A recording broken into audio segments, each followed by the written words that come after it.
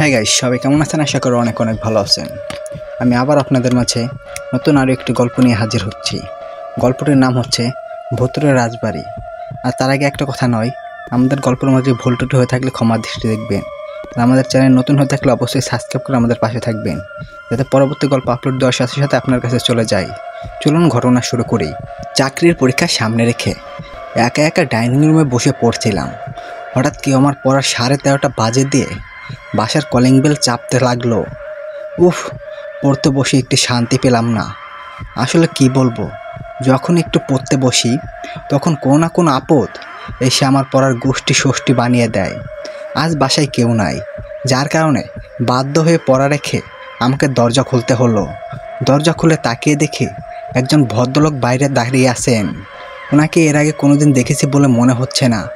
আমি ওনাকে উদ্দেশ্য করে বললাম, কে আপনি? ভদ্রলোক বলল, আপনার নাম কি নাজমুল?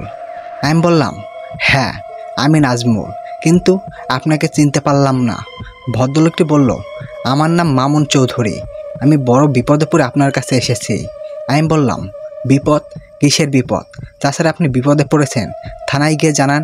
আমার কাছে কেন এসেছেন? ভদ্রলোকটি বলল, যদি ভিতরে এসে বসার সুযোগ দিতেন তবে বসে আপনাকে সব কিছু খুলে বলতাম। আমি বললাম, আচ্ছা ঠিক আছে, আপনি ভিতরে এসে বসুন। ভদ্রলোকটি সোফায় বসতে বসতে বলতে লাগলেন, লোকে মুখে আপনার অনেক নামদার খ্যাতি শুনেছি। আপনি নাকি সব সমস্যার সমাধান খুব দক্ষর সাথে করে থাকেন। আমি বললাম, দেখুন, আপনি কিন্তু এখনও বললেন না আমাকে দিয়ে আপনার কি দরকার। তাছাড়া বাড়তি কথা আমার ভালো লাগে না। ভদ্রলোকটি বলল, আসলে আমি একজন ব্যবসায়ী। আমি প্রায় 10 বছর ধরে বিভিন্ন শহরে ঘুরে ঘুরে পুরনো বাড়ি ক্রয় ও বিক্রয়ের কাজ করি। কিছুদিন আগে আমি 3.5 কোটি টাকা দিয়ে একটা পুরানো রাজবাড়ি কিনেছিলাম, যার প্রকৃত মূল্য হতে পারে প্রায় 14 থেকে 15 কোটি টাকা। এত বড় রাজবাড়ি পানি ধরে বিক্রি হচ্ছে দেখে লোভ সামলাতে পারেনি।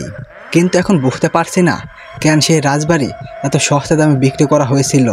আমি বললাম, কেন? ভদ্রলোকটি বলল, লোকমুখে শোনা যায় 1899 সালে নাগাজ রাজ পরিবারে 2 কন্যা এক অসুস্থ রোগে মারা যায়, কিন্তু মৃত্যুর পরও তাদের অতৃপ্ত আত্মা রাজবাড়ির মধ্যে বয়ে গেছে। আত্মাদের ভয়ে রাজ পরিবারের সবাই রাজবাড়ি ত্যাগ করে অন্য জায়গায় চলে যেতে বাধ্য হয়। আজ এত বছর পরেও আত্মাগুলোকে রাজবাড়ির আশেপাশে ঘুরতে বেড়াতে দেখা যায়। আর এই আত্মার কারণেই এখন রাজবাড়িটাকে কেউ কিনতে চাচ্ছে না। তুমি আমার শেষ ভরসা নাজমুল, যেভাবেই হোক এই আত্মাদের হাত থেকে বাড়িটা উদ্ধার করে দাও। যত টাকা লাগে আমি তোমাকে দিব।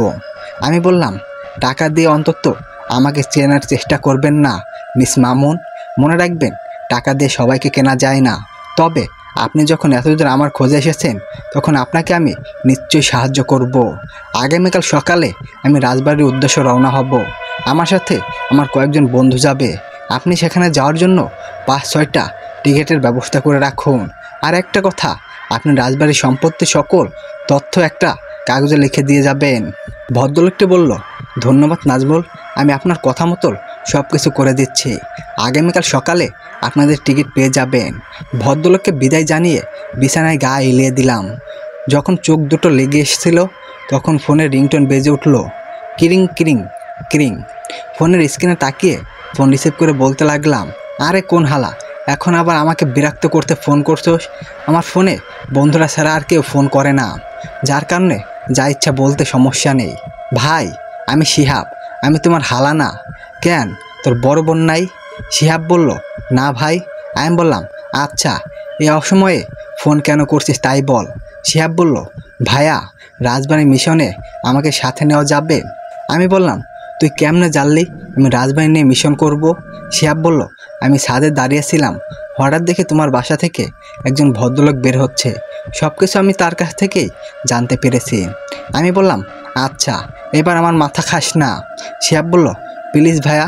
আমি বললাম, আচ্ছা ঠিক আছে, কাল সকালে তৈরি হয়ে আমার বাসায় চলে আসিস। শিহাব বলল, অনেক অনেক ধন্যবাদ ভাইয়া। যাই, বাকি আপদদের জানিয়ে দিই, নয়তো পরে আমার মাথা খেয়ে নেবে। একে একে মাসুদ, নেহা এবং সজীবকে ফোন করলাম। সবাই ভূতের রাজবাড়ির মিশনের কথা শুনতে খুশিতে লাফিয়ে উঠল। আমরা সবাই রহস্যপ্রেমী, যেখানে রহস্যের সন্ধান পাই সেখানেই ছুটে যায়। এখন পর্যন্ত অনেক ভূতের বাড়ি দেখেছি, অনেক রহস্যের সমাধান করেছি, কিন্তু রাজকীয় ভূতের বাড়ি আর দেখার ভাগ্য হয়নি, যার কারণে রাজবাড়ি নিয়ে সবাই রোমাঞ্চকর অন্য এক রকম।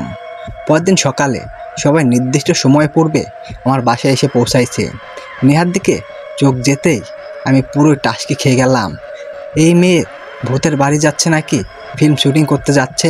আমি নেহার উদ্দেশ্যে বললাম, কী রে বোন, তুই কোনো ফিল্মের শুটিংয়ে যাচ্ছিস নাকি? নেহা বলল, কেন কেন, আমি আবার কি করলাম? মাসুদ বলল, এই যে তুই সাহায্য করছিস এটা দেখে নাজমুলের জ্বলছে। আমি বললাম, আরে আমার কেন জ্বলবে? মাসুদ বলল, কেন জ্বলবে না তাই বল। তুই তো সারাক্ষণ নেহার পিছনে থাকিস, নেহা কী করলো না করলো সারাক্ষণ এইসব খেয়াল রাখিস। আমি বললাম, দেখ ভাই, নেহা যা ইচ্ছা করুক, তাতে আমার কিছু যায় আসে না। মাসুদ বলল, ও আচ্ছা, নেহা তুই কি বলিস? মাসুদের কথা শুনে লজ্জায় নেহা মুখ লাল হয়ে গেছে। মাসুদ মনে করে নেহা আমাকে ভালোবাসে আর আমি নেহাকে, কিন্তু বিশ্বাস করুন, এটা অপবাদ ছাড়া আর কিছুই না। নেহা আমাকে ভালোবাসে কিনা জানি না, তবে আমি একদমই না। আমি নেহাকে এক নজর ভালো বন্ধু ছাড়া অন্য কিছুই ভাবতে পারি না। তবে এটা ঠিক, নেহাকে আমি একটু জ্বালাতে ভালোবাসি। শিহাব সবার নীরবতা দেখে বলতে লাগলো, পরিবেশটা কিন্তু শান্ত, তাই না? শিহাবের কথা শুনে সবাই হাসতে লাগলো। শিহাব আবার বলতে লাগলো, তোরা সবাই হাসছিস কেন? আমি কাউকে গালি দিচ্ছি নাকি? শিহাবের কথা শুনে এবার আমিও সবার সাথে সাথে অষ্ট হাসিতে মেতে উঠলাম। 2 ঘন্টা পর সবাই ট্রেনে চড়ে রবিনগরের উদ্দেশ্যে যাত্রা শুরু করলাম। কিছুক্ষণ আগে মামুন চৌধুরী টিকিট সহ আমাদের ট্রেনে ছেড়ে দিয়ে গেছেন। ভূতের রাজবাড়িটা রবিনগরে অবস্থিত, যার কারণে যাত্রাপথে হয়তো তেমন কোনো সমস্যা হবে না। দীর্ঘ 5 ঘন্টা যাত্রার পর আমরা রবিনগরের স্টেশনে পৌঁছালাম। ট্রেন থেকে নেমে রাজবাড়িতে যাওয়ার জন্য ট্যাক্সি খুঁজছি, কিন্তু কোনো ট্যাক্সি ড্রাইভার রাজবাড়িতে যাওয়ার জন্য রাজি হচ্ছে না। সবার মুখে একটাই কথা, ভূতের রাজবাড়িতে গিয়ে নিজেদের জান দিতে পারবো না। পরে এক চা বিক্রেতার কাছ থেকে আরও অনেক কিছু জানতে পারলাম। চা বিক্রেতার ভাষ্য মতে, শোন বাচ্চারা, তোমরা ভুলেও রাজবাড়িতে যেও না। এর আগে যত মানুষ রাজবাড়িতে গিয়েছে তারা আর কেউ জীবিত ফিরে আসেনি। রাজবাড়িতে ভয়ঙ্কর ভূত রয়েছে, মানুষ যা মাত্র ভয়ঙ্কর ভূতেরা তাদের মেরে ফেলে। মামুন চৌধুরী তো আমাকে মানুষ মরে যাওয়ার সম্পর্কে কিছুই বলেনি। হয়তো তিনি ভেবেছেন মানুষ মরে যাওয়ার কথা শুনলে আমি আসতে রাজি হব না, বা তিনি এই সম্পর্কে কিছুই জানেন না। সে যাই হোক, এসেছি যখন, এই রহস্যের কিনারা না করেই ফিরে যাচ্ছে না। অবশেষে ট্যাক্সি না পেয়ে রাজবাড়ির উদ্দেশ্যে হাঁটতে শুরু করলাম। কিছুক্ষণ হাঁটার পর হঠাৎ একটা ট্যাক্সি এসে আমাদের পাশে দাঁড়ালো। ট্যাক্সির ড্রাইভার বলল, রাজবাড়িতে যাবেন নাকি আপনারা? আমি বললাম, হ্যাঁ, কিন্তু আপনি কিভাবে জানলেন আমরা রাজবাড়ি যাব? কিছুটা অবাক হয়ে বললাম কথাটা। ড্রাইভার বলল, আপনারা স্টেশনে বলেছিলেন না রাজবাড়ি যাবেন, তখন আমি শুনেছিলাম। আমি বললাম, আচ্ছা, তাহলে আপনি তখন কেন যাওয়ার কথা বললেন না? ড্রাইভার বলল, আমি এত প্রশ্নের উত্তর দিতে পারবো না। যদি আপনাদের যাওয়ার ইচ্ছা থাকে তাহলে উঠে পড়েন, আর নয়তো আমি গেলাম। আর কথা বাড়ালাম না, ট্যাক্সিতে উঠে বসলাম। ট্যাক্সি তার আপন গতিতে ছুটতে লাগলো। কেউ কোনো কথা বলছে না, সবার মধ্যে পিনপত নীরবতা। আমি চিন্তা করছি এই অদ্ভুত ড্রাইভারকে নিয়ে। আমার স্পষ্ট মনে আছে এই লোকটা স্টেশনে ছিল না। আবার ভাবলাম হয়তো আমার চোখে পড়েনি। প্রায় 20 মিনিট পর আমরা রাজবাড়ির সামনে পৌঁছালাম। গায়ে থেকে নেমে সবাই অবাক দৃষ্টিতে রাজবাড়িটা দেখতে লাগলাম। চাওয়ালার কথা শুনে রাজবাড়িটাকে যতটা ভয়ঙ্কর ভেবেছিলাম, সত্যিকারের অর্থে ততটা ভয়ঙ্কর নয়। আমি ট্যাক্সি ড্রাইভার ভাড়া মিটিয়ে আর পিছনের দিকে তাকালাম। আরে এই ড্রাইভার কোথায় গেল? আর এই গাড়ি পুরনো কিভাবে হলো? সজীব বলল, ড্রাইভার হয়তো আশেপাশে কোথাও গেছে, তা না হয় ঠিক আছে, কিন্তু গাড়িটা কিভাবে পুরানো হলো? মাসুদ বলল, নাজমুল, আমার মনে হচ্ছে এখানে অস্বাভাবিক কিছু ঘটেছে যা আমরা এতক্ষণ খেয়াল করিনি। হতে পারে, চল সবাই মিলে ড্রাইভারকে খুঁজে দেখি পাই কি না। অনেকক্ষণ খোঁজার পরও আমরা ড্রাইভারকে খুঁজে পেলাম না। শিহাব পুরানো গাড়িটার ভিতরে উগুঝুগু দিচ্ছে। বাকিরা বোঝার চেষ্টা করছে ড্রাইভার কোথায় চলে যেতে পারে। তার চেয়ে বড় বিষয় হলো আমরা নতুন একটা গাড়ি করে এখানে এসেছি, কিন্তু এখন নতুন গাড়ি বদলে এখানে একটা জঙ্গল পুরানো গাড়ি পড়ে আছে। একটু সময় গাড়িটা কিভাবে বদলে গেল, কিছুই বুঝতে পারছি না কী হচ্ছে এখানে। হঠাৎ শিহাব চিৎকার করে আমার উপরে সে লাফিয়ে পড়ল। আমি বললাম, কী রে, কী হয়েছে শিহাব, এভাবে লাফাচ্ছিস কেন? শিহাব বলল, ভাইয়া গাড়ির ভিতরে ভূত। শিহাব ভয়ে ভয়ে গায়ের দিকে আঙ্গুল তুলে কথাটা বলল। আমি বললাম, কোথায় কোথায় ভূত? কথাটা বলতে বলতে আমি গাড়িটার দিকে এগিয়ে গেলাম। গাড়ির ভিতরে তাকিয়ে দেখি কোনো কিছুই নেই, ভেতরে একদম ফাঁকা।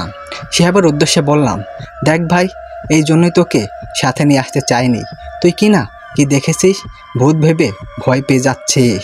শিহাব বলল, ভাইয়া আমি কি না কি দেখিনি, আমি ভূত দেখেছি, এই ড্রাইভারটা ভূত।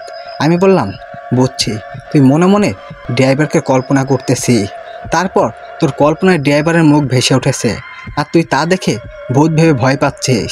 শিহাব চুপ। শিহাব আমার কথা শুনে চুপ করে রইল, আর কোনো কথা বলল না। আমি বেশ বুঝতে পারছি শিহাব কিছু একটা দেখেছে, নয়তো সে এমনি এমনি ভূতের কথা বলল না। তাছাড়াও সে বলেছে ড্রাইভার ভূত দেখেছে। আমি আগে ড্রাইভারকে সন্দেহ করেছিলাম, হয়তো ড্রাইভারটা কোনো মানুষ ছিল না, আত্মা ছিল। আমি সবার উদ্দেশ্যে বলতে লাগলাম, আর কিছুক্ষণের মধ্যেই সন্ধ্যা নেমে আসবে। এখন আমাদের ভেতরে প্রবেশ করে রাতে থাকার স্থান খুঁজতে বের করতে হবে। নেহা বলল, আমার ভাবতে অবাক লাগছে, আমি আজ রাজমহলে কাটাবো। আমি বললাম, রাজমহল না, ভূতের মহল। আগে রাত হোক, পরে টের পাবি মজা। 150 বছরও বেশি পুরনো বাড়ির ভেতরে এমনভাবে সাজানো গোছানো থাকতে পারে তা আমাদের কারো কল্পনাও ছিল না। সব কিছুতেই কেমন যেন চাকচিত্র ভাব, যেন কিছুদিন আগে এই সব কিছু এখানে নিয়ে আসা হয়েছে। চোখ জোড়ানো সব আসবাবপত্র ভেতরে প্রবেশ করে বাম দিকে হাঁটতে লাগলাম। আমাদের উদ্দেশ্যে একটা থাকার জায়গা বের করা। কিছুক্ষণ খোঁজার পর কাকতালীয় থাকার জায়গাও পেয়ে গেলাম। বিশাল বড় এক কামরা। এক কামরাতে আমরা 5 জন আয়নাতে থাকতে পারবো। রাত হয়ে এসেছে। দীর্ঘ যাত্রার পর সবার মধ্যে ক্লান্তর ভাব নেমে এসেছে। হালকা খাওয়া শেষ করে ওদেরকে শুয়ে পড়তে বললাম। নেহা আমার উদ্দেশ্যে বলতে লাগলো, আমরা শুয়ে পড়বো মানে? তুই শুবি না? হ্যাঁ, আমিও শুয়ে পড়বো, কিন্তু একটু পর। এখন আমার একটা কাজ আছে। সজীব বলল, এখানে আবার তোর কি কাজ? আমি বললাম, আছে, এখন তোরা সবাই ঘুমিয়ে পড় দেখি। ওদেরকে শুয়ে দিয়ে আমি কামরার বাইরে এসে দাঁড়ালাম। আশেপাশের পরিবেশটা একটু বোঝার চেষ্টা করছি। কত শান্ত দেখাচ্ছে এই রাজবাড়িটাকে, অথচ মামুন চৌধুরী থেকে শুরু করে চাওয়ালা, ট্যাক্সি ড্রাইভার সবাই বলেছিল এই বাড়ির ভয়ঙ্কর সব কর্মকাণ্ডর কথা। হঠাৎ ভাবনায় প্রবেশ করলাম, সে অদ্ভুত ড্রাইভারটা। এখন বুঝতে পারছি না ড্রাইভারটা কিভাবে গায়েব হয়ে গেল। অন্যদিকে শিহাব বলেছিল পুরানো গাড়িটার ভেতর সে ড্রাইভারটার ভূত দেখেছে। সত্যিকারের অর্থে ড্রাইভারটা মানুষ ছিল নাকি কোনো আত্মা? এইসব নিয়ে যখন আমি চিন্তায় মগ্ন, তখন একটা অদ্ভুত ধরনের শব্দ আমার কানে ভেসে আসলো। কান পেতে শব্দটা আবার শোনার চেষ্টা করলাম। শব্দটা রাজবাড়ির উত্তর দিক থেকে আসছে। লাঠি দিয়ে কেউ হাঁটলে যেমন টকটক শব্দ হয়, ঠিক তেমনটা শব্দ। আমি শব্দের দিকে পা বাড়ালাম। 1 পা 2 পা করে যেতে এগিয়ে যাচ্ছি। শব্দটা ততই দূরে হারিয়ে যাচ্ছে। শব্দটা পিছু করতে করতে আমি রাজবাড়ির ছাদে এসে পৌঁছালাম, কিন্তু শব্দটা উদ্দেশ্য কোনো খুঁজে পেলাম না। হঠাৎ আমার চোখ গেল নিচের দিকে। কোনো একটা মেয়ে রাজবাড়ির সামনে দাঁড়িয়ে আছে। এত রাতে এই ভুতুড়ে রাজবাড়িতে কে আসলো? দ্রুত নিচে নেমে আসলাম। এখনও মেয়েটা নিষ্পষ্ট স্থানে দাঁড়িয়ে আছে। আমি আস্তে করে মেয়েটার পেছনে গিয়ে দাঁড়ালাম। বললাম, কে আপনি? এই ভুতুড়ে রাজবাড়িতে কী করছেন? মেয়েটি বলল, আমি অনু, আর এখানে আমার বসবাস। আমি বললাম, ঠিক বুঝলাম না, এখানে মানে? মেয়েটি বলল, এখানে মানে এই রাজবাড়িতে। আমি বললাম, কি বলছেন আপনি? তাহলে মানুষ যে বলে এই রাজবাড়িতে ভূত আছে, তাহলে সেটা কি মিথ্যা? মেয়েটি বলল, মিথ্যা হতে যাবে কেন? কথাটা বলে মেয়েটা আমার দিকে তাকালো। মেয়েটার চেহারা দেখিয়া মাত্র আমি চিৎকার করে দৌড় লাগালাম। কি ভয়ঙ্কর সেই মুখ! তার মুখের চামড়া খসে খসে পড়ছে, মুখের মধ্যে পোকা কিলুবিলি করছে, চোখ দুটো ফ্যাকাশে হয়ে গেছে। আমি এক দৌড়ে কামরার ভিতরে এসে দাঁড়ালাম। উফ, জনমের বাঁচা বেঁচে গেছে। আর একটু হলেই প্রাণটা বেরিয়ে আসতো। এইবার পড়েছে অন্য ঝামেলায়। কামরায় দৌড়ে প্রবেশ করেই দেখি সবাই এখনও জেগে আছে। এইভাবে আমাকে দৌড়ে কামরায় প্রবেশ করতে দেখে সবাই একের পর এক প্রশ্ন করতে লাগলো। আমি সবার উদ্দেশ্যে বললাম, দৌড়ে কামরায় প্রবেশ করছি কি আর সাধে? আমার একটা পাগল কুত্তা এতক্ষণ তাড়া করছিল। আমার কথাটা মনে হয় কারো বিশ্বাস হলো না। সবাই আমার দিকে চোখ বড় বড় করে তাকিয়ে আছে। কিছু বুঝে ওঠার আগে নেহা একটা চিৎকার দিয়ে অজ্ঞান হয়ে গেল। সে ভয়ে ভয়ে বলতে লাগলো, নাজমুল ভাই তোর পিছনে। আমি বললাম, কি আমার পিছনে? কথাটা বলতে বলতে পিছন দিকে তাকালাম, তাকিয়ে দেখি কিছুই নেই। আমি আবার বলতে লাগলাম, কোথায়? কিছুই তো নেই। মাসুদ বলল, তোর মাথার উপর তাকিয়ে দেখ। মাসুদের কথায় উপরের দিকে তাকিয়ে দেখি সেই ভয়ঙ্কর মেয়েটা আমার মাথার উপর হাওয়ায় ভাসছে। উপরের দিকে তাকানোর সাথে সাথে ভোরটা উল্টো হয়ে দাঁড়িয়ে আমার মুখের কাছে তার মুখ নিয়ে আসলো। আমি একটা চিৎকার দিলাম।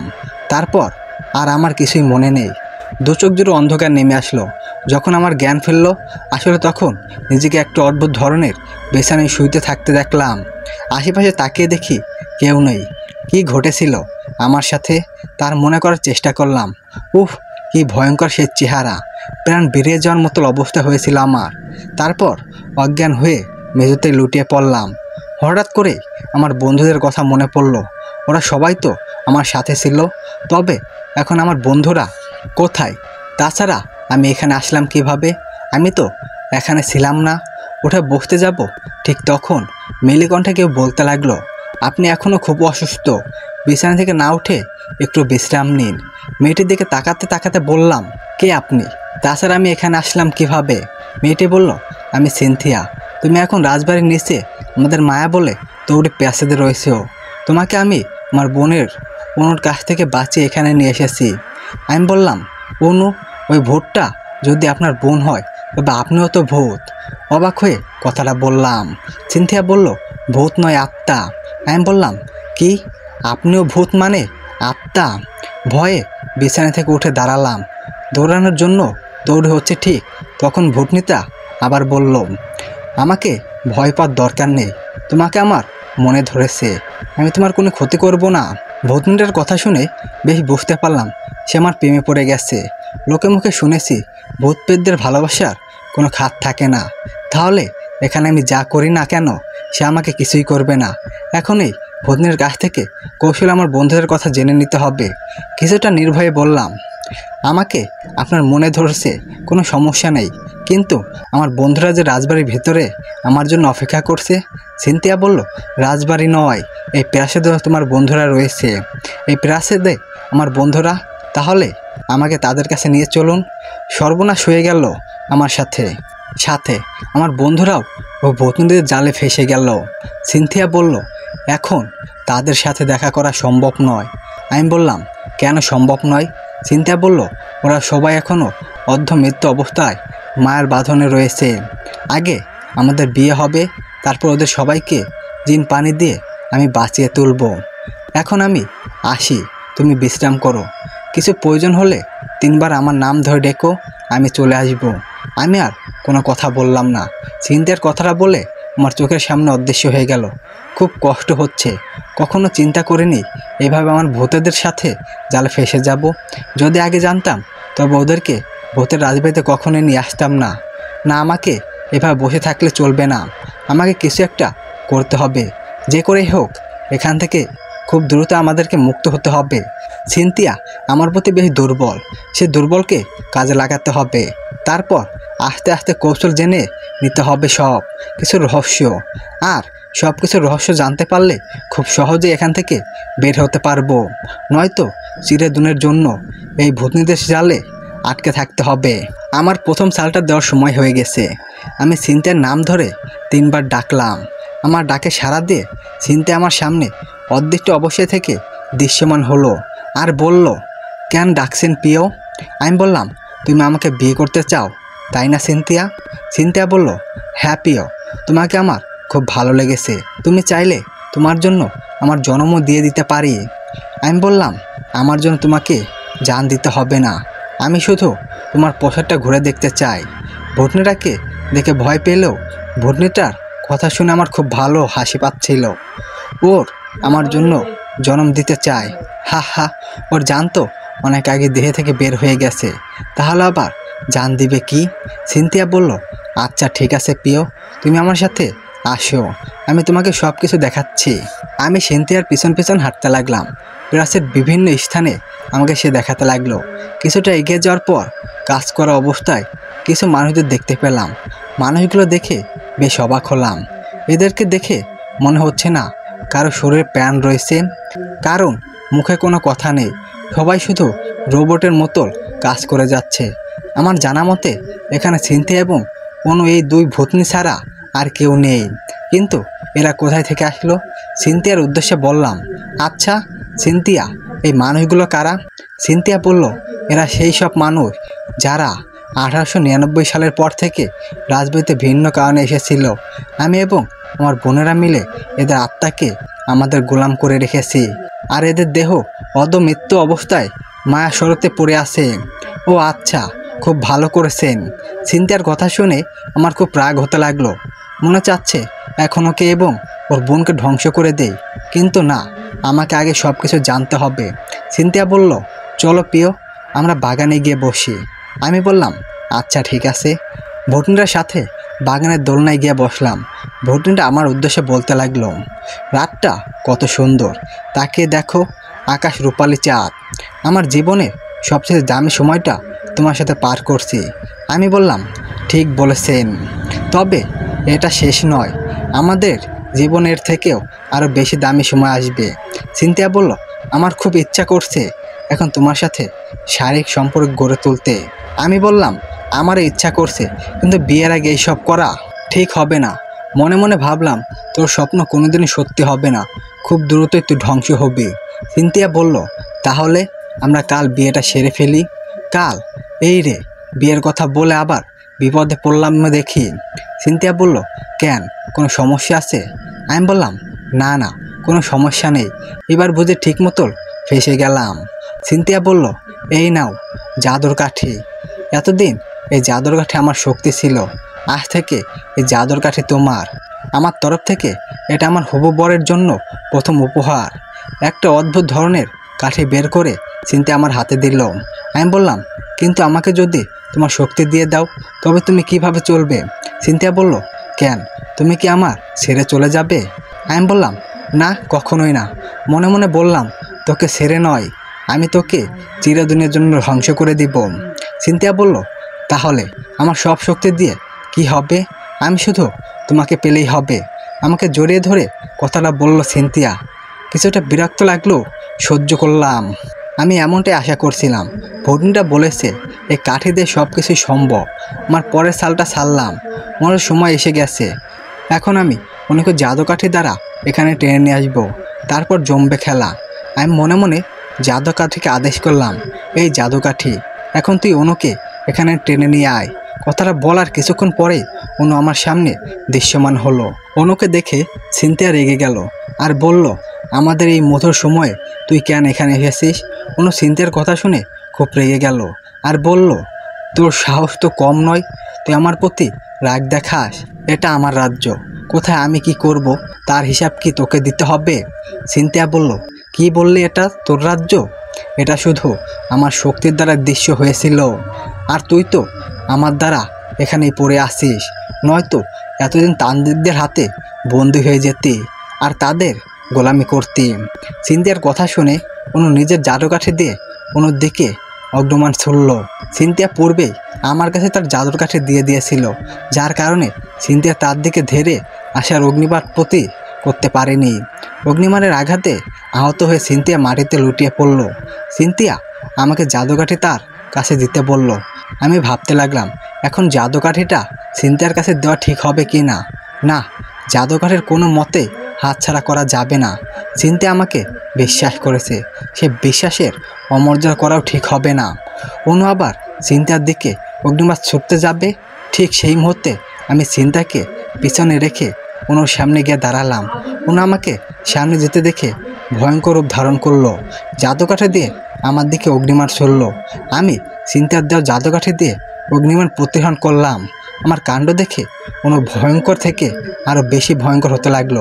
আমি মনের মধ্যে সাহস সঞ্চয় করতে লাগলাম। অনুর আক্রমণ নিয়ে আমার কোনো চিন্তা নেই, কিন্তু তার ভয়ঙ্কর চেহারা দেখে নিজেকে ঠিক রাখতে অনেক কঠিন। অনু আমার দিকে একের পর এক আক্রমণ করতে লাগলো, কিন্তু প্রত্যেকটা আক্রমণ ব্যর্থ হতে লাগলো। না, এইভাবে নিজেকে রক্ষা করলে চলবে না, আমাকে এইবার আক্রমণ করতেই হবে। আমি মনে মনে জাদুকাঠিকে আদেশ করলাম যে কোনো উপায়ে ওনাকে বন্দি করতে। সাথে সাথে জাদুকাঠি থেকে শিকলের মতো কিছু বের হয়ে অনুকে পেঁচিয়ে ধরলো। অনু ছটফট করতে করতে বলতে লাগলো, আমাকে এইভাবে কতক্ষণ আটকে রাখলি? একটু পরেই বাঁধনের শক্তি শেষ হয়ে যাবে, তখন তোদের আমি চিরদিনের জন্য পাতালের বন্দি করব। অনুর কথার জবাবে চিন্তা আমাকে অবাক করে দিয়ে বলতে লাগলো, তুই বন্দি থেকে মুক্ত হওয়ার আগে আমি ওদের সবাইকে রাজ্যের বাইরে নিরাপদ স্থানে রেখে আসবো, তখন ইচ্ছা করলেও তুই ওদের কিছু করতে পারবি না। আমি বললাম, সত্যি? চিন্তার কথাই কেন জানি বিশ্বাস হলো না। কোনো ছলনা চলছে না তো? চিন্তা বলল, হ্যাঁ সত্যি প্রিয়, এইবার আমাকে জাদুকাঠিটা দাও। আমি বললাম, কেন প্রিয়তমা? চিন্তা বলল, তোমার বন্ধু জীবিত করতে হবে না। আমি বললাম, হ্যাঁ তাই তো, এই নাও তোমার জাদুকাঠি। চিন্তাকে জাদুকাঠিটা দেওয়ার সঙ্গে সঙ্গে তার চেহারা পরিবর্তন হতে লাগলো। সাধারণ চেহারার চেয়ে ভয়ঙ্কর ধারণে করতে লাগলো। মুখ থেকে পচা রক্ত আর পুঁজ বের হচ্ছিল। সারা শরীর চামড়া খসে খসে মাটিতে পড়ছে। ভূতনিটা ভয়ঙ্কর চেহারা দেখে দূরে সরে যেতে লাগলাম। সিনথিয়া পৈশাচিক হাসি মেতে উঠলো আর বলতে লাগলো, আমি তোকে বিশ্বাস করেছিলাম, কিন্তু তুই আমার বিশ্বাসের মর্যাদা দিসনি। আমি বললাম, আমি কি করলাম প্রিয়তমা? সিনথিয়া বলল, হা হা হা, তুই জানিস না এই প্রিয়তমা ডাক্তার জন্য তোকে আমি আমার সর্বশক্তি দিয়েছিলাম, কিন্তু তুই আমার বিপদের সময় আমার হাতে জাদুকাঠি দিসনি। আমি বেশ বুঝতে পেরেছিলাম তুই আমাদের ধ্বংস করে পরিকল্পনা করছিস। এখন আমি আমার বোনকে মুক্ত করব, তারপর তোদের সবার রক্ত খেয়ে তোদের আত্মাকে আমাদের চিরদাস পরিণত করব। কথাটা বলেই সিনথিয়ার জাদুকাঠিকে আদেশ করলো ওনাকে মুক্ত করে দেওয়ার জন্য, কিন্তু অবাক করা বিষয়, জাদুকাঠির কোনো কাজই করলো না। জাদুকাঠি কাজ করছে না দেখে সিনথিয়া চিল্লাচ্ছে। জাদুকাঠি কাজ করছে না দেখে সিনথিয়া বিচলিত হয়ে বারবার চেষ্টা করতে লাগলো, কিন্তু না, কিছুতে কিছু কাজ হলো না। সিনথিয়ার কর্মকাণ্ড দেখে আমি হাসতে লাগলাম আর বললাম, তুই কি ভেবেছিস ভূতনি আমি কি তোর মতো বোকা? এই দেখ জাদুকাঠি আমার হাতে। তুই যখন বললি আমার এখান থেকে পৃথিবীতে নিরাপদ স্থানে রেখে আসবি, তখন আমার সন্দেহ হয়েছিল। তখন আমি জাদুকাঠি দিয়ে জাদুকাঠির মতোই একটা নকল কাঠি বানাই, তারপর নকল কাঠি ঠিক আমি তোর হাতে দেই। সিনথিয়া বলল, প্রিয়, আমি তোমাকে পরীক্ষা করছিলাম, তুমি সব পরীক্ষায় উত্তীর্ণ হয়েছো। আমি তোমাকে এখন বিয়ে করতে চাই, কিন্তু আমার যে তোর মতো ভূতনিকে একদম পছন্দ না। কথাটা বলে জাদুকাঠি দিয়ে সিনথিয়াকে পাতালে বন্দি করলাম।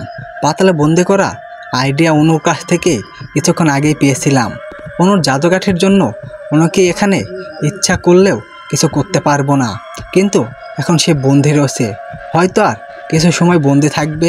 সেই সময়ের মধ্যে আমার বন্ধুদের উদ্ধার করতে হবে। আমি জাদুকাঠিকে আদেশ করলাম আমার বন্ধুদের কাছে নিয়ে যাওয়ার জন্য। সঙ্গে সঙ্গে আমি মায়ের শরবতের সামনে গিয়ে উপস্থিত হলাম। খেয়াল করে দেখলাম মায়ের শরবতের মধ্যে অনেক মানুষের দেহ অধমৃত্যু অবস্থায় পড়ে আছে। এত দেহের মাধ্যমে আমার বন্ধুদের দেহ কিভাবে খুঁজে বের করব? আবার ভাবলাম, শুধু আমার বন্ধুরাই কেন, এরা তো সবাই মানুষের সবাইকে জীবিত করা সম্ভবের কর্ত। জাদুকাঠিকে আদেশ করলাম এদের সবাইকে অধমৃত্যু থেকে জীবিত করে দেওয়ার জন্য, কিন্তু বিষয় হলো কাজ হলো না। আর কয়েকবার চেষ্টা করলাম, কিন্তু কিছুতেই কিছু হচ্ছে না। কিছুতেই বুঝে উঠতে পারছিলাম না জাদুঘরে কাজ করছে না কেন। হঠাৎ মনে পড়ল সিনথিয়ার সেই কথাটা। সিনথিয়া বলেছিল ওরা সবাই এখন অদমৃত্যু অবস্থায় মায়ের শরবতে রয়েছে। আগে আমাদের বিয়ে হবে, তারপর ওদের সবাইকে জীবন পানি দিয়ে আমি বাঁচিয়ে তুলব। তার মানে এখন আমাকে জীবন পানি খুঁজে বের করতে হবে। জাদুকাঠিকে আদেশ করলাম জীবন পানির কাছে আমাকে নিয়ে যাওয়ার জন্য। দূর হচ্ছে কি, এবারও কোনো কাজ হলো না। হঠাৎ আমার পেছনে কারো অট্টহাসির শব্দ পেলাম। পেছনে তাকিয়ে দেখি সিনথিয়া এবং অনু দাঁড়িয়ে আছে। অনু বলতে লাগলো, তোর দম আছে বলতে হবে, নয়তো আমাদের যুদ্ধ দূরের কথা, আমাদের ভয়ঙ্কর চেহারা দেখেও মরে যেতে। আমি বললাম, আমি এখানে মরতে আসিনি, এসে তোদের শয়তানি চিরদিনের জন্য শেষ করতে। সিনথিয়া বলল, হা হা হা, তুই কি ভেবেছিস আমার দেওয়া জাদুকাঠি দিয়ে সব কিছু করতে পারবি? এই দেখ জীবন পানি, এই পানি ছাড়া তোর বন্ধুদের জীবিত করতে পারবি না। একটা শিশিরে দেখে বললাম। আমি বললাম, আমি আমার বন্ধুদের শুধু নয়, প্রত্যেকটা মানুষকে আমি জীবিত করে তুলব। আমার কথা শুনে দুই ডাইনি পৈশাচিক হাসি মেতে উঠল। অনুর জাদুকাঠি দিয়ে আমার দিকে বিদ্যুতের বান ছুটতে লাগলো। আমি সিনথিয়ার দেওয়া জাদুকাঠি দিয়ে সেই বিদ্যুতের বানকে মোকাবেলা করলাম। তারপর আমি জাদুকাঠির আদেশ করলাম এই দুই ভূতনিকে চিরদিনের জন্য ধ্বংস করে দিতে, কিন্তু কোনো কাজ হলো না। গায়েবী আওয়াজ আসতে লাগলো, এই আত্মাদের ধ্বংস করার শক্তি আমার নেই, কিন্তু কীভাবে ধ্বংস করতে হবে সেই উপায় আমি বলে দিতে পারবো। আমি বললাম, হ্যাঁ তাই করো। আমাকে বলল কীভাবে এই ভূতনিদের ধ্বংস করতে হবে। আবারও গায়েবী আওয়াজ আসলো, যে জাদুকাঠি ভেঙে ফেললে ওরা দুজন ধ্বংস হয়ে যাবে। অবশেষে তাহলে জানতে পারলাম কীভাবে এদের ধ্বংস করতে হবে, কিন্তু আমার হাতে একটি জাদুকাঠি রয়েছে, অন্যটি অন্যর কাছে। এই ভূতনির কাছ থেকে কীভাবে জাদুকাঠি নিয়ে আসবো চিন্তা খুব ভয় পাচ্ছে, আর আমাকে বলছে প্লিজ তোমার হাতের জাদুকাঠি ভেঙো না। ঠিক আছে, আমি আমার হাতের জাদুকাঠি ভাঙবো না, তবে একটা সত্য আছে। সিনথিয়া বলল, কি সত্য? আমি বললাম, অনুর হাতের জাদুকাঠিটা আমার চাই। যদি তুমি অনুর জাদুকাঠিটা আমার হাতে দিতে পারো তাহলে তোমার জাদুকাঠি আমি তোমাকে ফিরিয়ে দিব, আর যদি তুমি সেটা না করতে পারো তবে আমি এখানে এই দুইটি কাঠিকেই ভেঙে ফেলবো। সিনথিয়া বলল, না না, তুমি আমার জাদুকাঠি ভেঙো না, আমি যে করেই হোক অনুর জাদুকাঠি তোমার কাছে দেব। অনু বলল, সিনথিয়া কি বলছিস তুই? পাগল হয়ে গেছিস নাকি? সিনথিয়া বলল, আমি পাগল হইনি, নিজের জীবন আগে তারপর অন্যের জীবন। কথাটা বলে সিনথিয়া অনুর হাতের জাদুকাঠিটা স্যাঁচকা টান দিয়ে তার হাতে নিয়ে আসার চেষ্টা করলো, কিন্তু অনুর হাত থেকে একবারও জাদুকাঠিটা ছাড়াতে সক্ষম হলো না। অনু সিনথিয়াকে উড়ে তুলে মাটিতে আছাড় মারল। সিনথিয়া আবার উঠে দাঁড়ালো এবং অনুকে উঠে গিয়ে মাথা দিয়ে আঘাত করলো। সিনথিয়ার আঘাতে অনু কিছুটা দূরে গিয়ে ছিটকে পড়লো। অনুর মাটিতে ছিটকে পড়ে যাওয়ার কারণে অনুর হাতের থেকে জাদুকাঠির গড়ি আমার পায়ের কাছে এসে পড়ল। আমি জাদুকাঠি হাতে নিতে নিতে বললাম, একেই বলে ভাগ্য। সিনথিয়া বলল, অনুর জাদুকাঠি তুমি পেয়ে গেছো, এবার আমাকে আমার জাদুকাঠি ফিরিয়ে দাও। আমি বললাম, তোমরা এই পৃথিবী ছেড়ে অনেক আগেই পরপার চলে গেছো, কিন্তু তোমাদের আত্মা আজ অভিশপ্ত হয়ে পৃথিবীতে ঘুরে বেড়াচ্ছে, কোনো কারণে এখানে বয়ে গেছে। একটু বলতে পারো তোমরা কি জানো এই দুনিয়াতে কষ্ট ছাড়া আর কিছুই নেই? যদি তোমরা দুনিয়াতে থাকতে ভালো কাজ করে থাকো তবে তোমরা সেটি ভালো কাজের জন্য পুরস্কৃত হবে, আর যদি খারাপ কাজ করে থাকো তবে তার শাস্তি পাবে। দুনিয়া তোমাদের জন্য নয়, চলে যাও ওপারে। কথাটা বলে একটা একটা করে জাদুকাঠি দুইটাই ভেঙে ফেললো। অনু এবং সিনথিয়া আস্তে আস্তে বাতাসের সাথে মিশে গেল, মুক্ত পেয়ে গেল তাদের আত্মা। অনু এবং সিনথিয়ার আত্মা বাতাসের সাথে মিশে যাওয়ার সাথে সাথে প্রাসাদটা ধসে পড়তে শুরু করলো। আমি দ্রুত মাটিতে পড়ে থাকা জিনিসপত্র শিশিরে হাতে নিলাম, তারপর শিশির মুখ খুলে জিন পানিটা মায়ের শরবতে ঢেলে দিলাম। জিন পানি ঢেলে দেওয়ার কয়েক সেকেন্ড পর মায়ের শরবত থেকে সব অত্তমাত্রা মানুষ জীবিত হয়ে উঠে দাঁড়ালো। তাদের মধ্যে আমার বন্ধুরাও দেখতে পেলাম, ওরা আমাকে দেখে আমার দিকে ছুটে আসলো। অন্যরা মায়ের শরবতে দাঁড়িয়ে রইল।